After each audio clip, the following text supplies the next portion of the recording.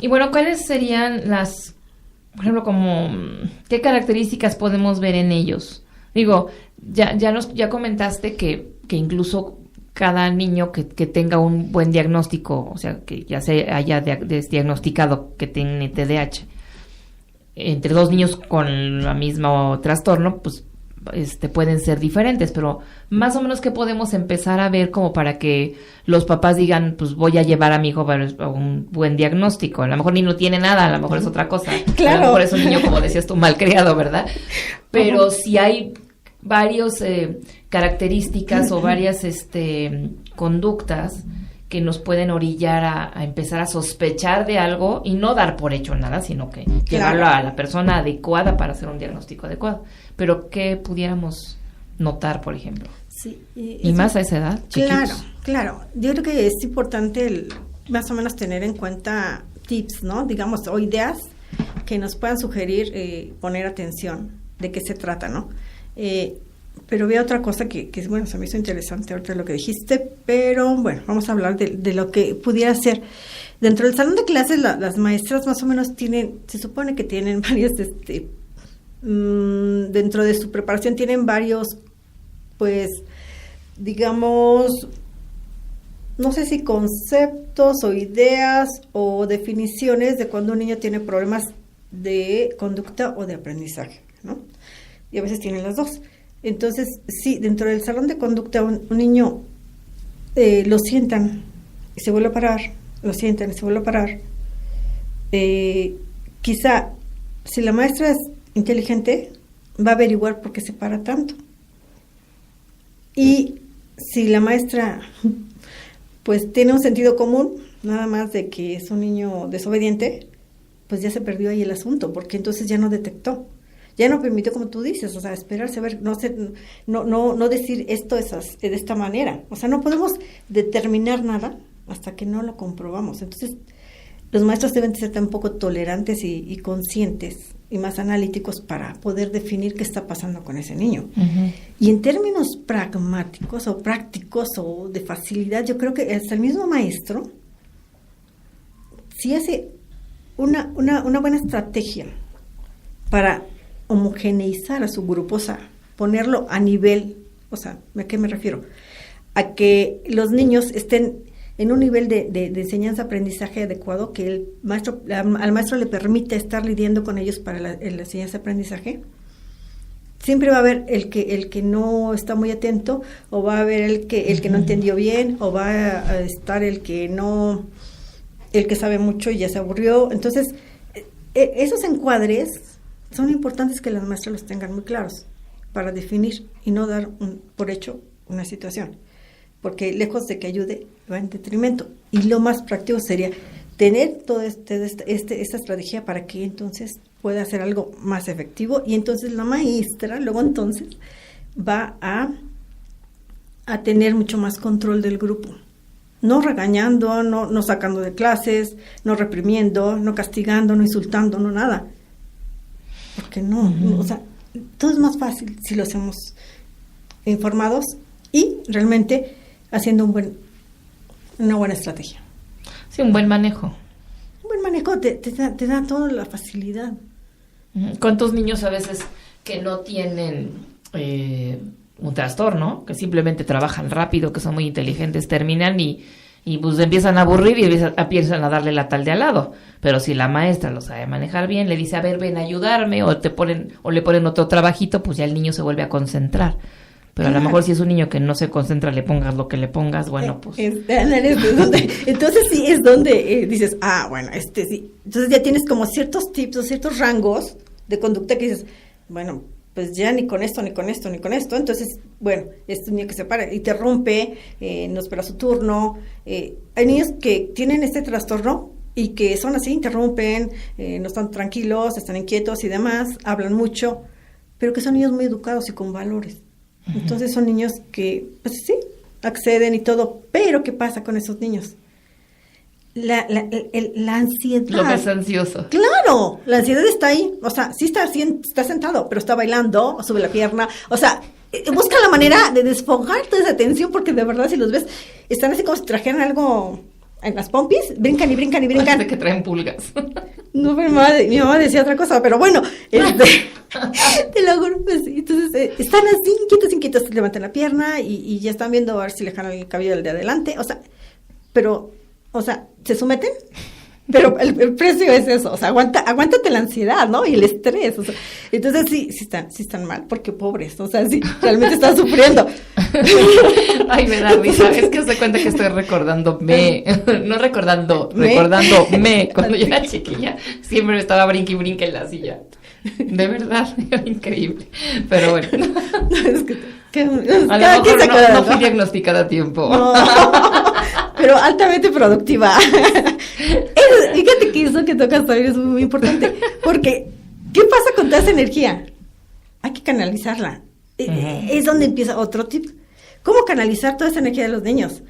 Bueno, lo pongo a hacer más cosas o lo pongo a recortar algo que sea así, no sé, algo que tenga una conducta repetitiva y que esté desfogando su tensión ahí, o que salga a caminar, o que dé 2 vueltas, o algo productivo y que ayude al cuerpo. Y que aparte el niño no se sienta castigado, porque pues, no se merece un castigo. Exactamente. Ajá. Entonces, aquí es muy importante cambiar el vector de esa energía, a someterla, a cambiarle el vector a que entonces sea productiva y ponerlo a hacer algo.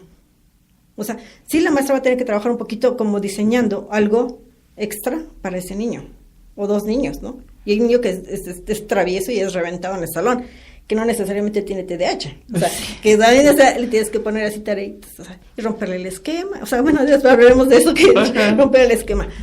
Entonces, bueno, por ahí va, muy interesante esto que dijiste. Y bueno, hay que tener cuidado porque no porque veas estas características en tu hijo, ya digas, tiene TDAH, no.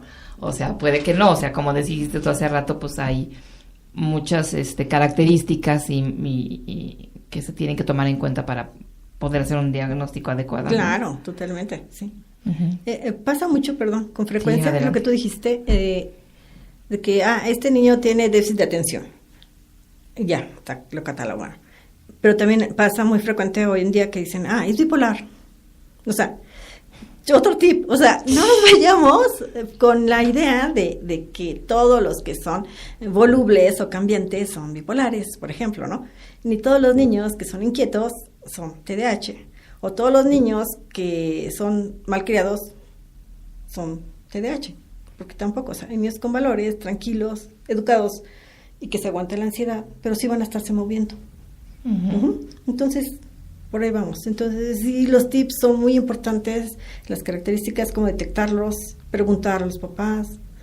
Y sí, a veces se encuentran las maestras con que los papás a veces no participan y las maestras están muy enfocadas al problema y los papás no participan. O hay veces que los papás participan y no se prestan los maestros. O hay veces que sí participan los dos. O sea, yo hago un triángulo, un tratamiento con estos niños y trabajo con la escuela, con los papás y en la terapia. Y entonces es un trabajo muy interesante porque es integral y es enfocado al mismo propósito. El objetivo se cumple porque todos estamos trabajando. Claro. Es que de alguna manera estás cuidando el medio ambiente de ese niño. Claro. Y hasta los demás niños. Porque, sí, bueno. Sí. Yo creo que lo peor sería cuando los papás no quieren intervenir, cuando no quieren aceptar que su hijo tiene ese trastorno, porque por mucho que quiera la maestra o lo que sea, pues si lo del papá no quiere, los papás no quieren, pues no lo puedes cambiar de casa, ¿verdad? No, nuclear de familia, de exacto, casa. O sea, digo, finalmente claro. si dentro de la familia lo aceptas como es y buscas la manera del mejor manejo para tu hijo y la escuela no es la adecuada, bueno, buscas otra escuela. Eso todavía tiene un poquito de opción. Claro. Quizá, pero de familia, ¿cómo lo cambias de familia, no? Ay, eso está terrible. Y bueno, y luego surgen mitos y demás, ¿no? Tantas cosas que pueden surgir a partir de esto, que son muy delicadas, muy delicadas. Sí, y oye, cuando hay un diagnóstico, mal hecho, y que entonces el niño ya es atendido o no atendido indebidamente. Es catastrófico muchas veces, porque hay pacientes que lo padecieron, así, ya hasta como que es historia, lo padecieron, y llegan a consulta pues ya muy deteriorados, ya con problemas de adicciones o problemas ya de delincuencia y varios que se van gestando cuando no se fueron atendidos en toda su larga vida, digamos ya chicos de prepa hasta de carrera, o que ya no ni siquiera entraron a la carrera o no terminaron la prepa y pues están las adicciones. Muchas veces subyace, o sea, de fondo hay un problema de TDAH no atendido. Es catastrófico. O sea, de alguna manera ustedes se pueden dar cuenta que pudo haber tenido un origen de ese tipo. Sí, se diagnostica, claro. Ajá. Sí. Y cuando llegan después, ¿qué será? De la primera infancia, la segunda infancia, digamos, de todo lo que es la primaria, todavía tenemos una buena, digamos, una buena capacidad de más bien la terapia tiene esa capacidad de atenderlo más o menos a tiempo. Si tiene un entorno, una familia de apoyo adecuadas, es bastante productivo el tratamiento. Y si llegan después de los 6 años, o hasta antes de los 6 años, se puede sospechar antes de los 6 años, pero no se puede diagnosticar completamente. Pero se puede dar un tratamiento que permita que llegue a la edad para diagnosticar francamente si es un TDAH con hiperquinesia y poderlo ya enfocar en la terapéutica y tener unos logros excepcionales. O sea, realmente son niños que son inteligentes, que no tienen ningún problema. Es un trastorno que altera, pero que no quiere decir que no sean capaces de hacer nada. Al contrario, es muy productivos. Son altamente productivos y son bien canalizados. Uh-huh. Si su vector se apunta a lo productivo y a lo positivo de su desarrollo y crecimiento, o sea, son geniales. Entonces, realmente hay que aprovecharlos, ¿no? Realmente, o sea, claro. Son niños que no tienen problemas. No sé, ¿qué más? Qué bien. Sobre esto. Ay, no, pues esto es muy emocionante. Te quedas así como que... no, pero sí como que me meto pues en la profundidad de todo este mundo que pues cada vez es mayor o que finalmente nos estamos dando cuenta que hay muchos niños así y que muchos no son atendidos y muchos otros, bueno, también, ¿no? Afortunadamente.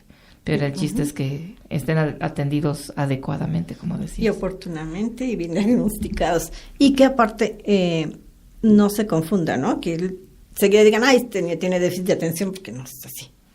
No, ni los psiquiatras, ni los neuropediatras, ni los psicólogos diagnosticamos a la primera. O sea, tenemos una idea, y sí, la verdad es que sí, hasta cuando nos hacen los test, enseguida ya tenemos ojo clínico, entonces decimos, bueno, pues como que tiene esos rasgos, pero todavía no definimos un diagnóstico. Tienes que complementarlo con muchas cosas. Tenemos que hacerlo muy serio, porque no es de, a mí me parece, no, tiene que ser, porque tiene otros encuadres aparte de lo que pudiéramos diagnosticar y cómo se van conjugando para entenderlos todos y poderlos tratar de una manera adecuada, ¿no? Entonces es importante. Ay, se me ocurre ahorita la palabra como que sería muy soberbio de su parte un maestro, por ejemplo, que dije, tiene déficit de atención. Pues primero tienes que ver qué tiene el niño. A lo mejor igual y a lo mejor ni tiene el trastorno y en su casa se pelea todo el día y es donde encuentra la atención en la escuela o no sé, pueden ser tantas cosas. Pueden ser tantas cosas, por eso son problemas de conducta que tienen que ver con tantas cosas, igual con su entorno, igual como sus padres se están divorciando, ¿no? O cómo se están arreglando, cómo está la dinámica, ¿no? El entorno, o sea, no sabemos. Hay que averiguar un poquito más. Y entiendo que los maestros no están para eso, pero por lo menos tienen que esperarse a entender un poco más, ¿no? De qué se trata. Y no aventurar un diagnóstico porque es bien fácil que se diagnostica y no es así. Aparte para poderse, yo siento, ¿no? Como que es como para zafarse de la responsabilidad de que quizás no sabes o justificar el que no sabes manejar a ese niño. Porque también muchas veces puede también ser eso, ¿no? Que no sabes cómo manejarlo y pues te escudas en que, pues es que tiene déficit de atención, ¿no? Pues mejor estúdiale y propone un buen diagnóstico de ese niño y ver qué se puede hacer, ¿no? Claro. Y si hablas de los papás, por ejemplo, que digan, pues cuando dicen, es que realmente tiene un trastorno, por déficit de atención con hiperquinesia. Y los papás se espantan, dicen, no, mijo, ¿cómo va a tener eso?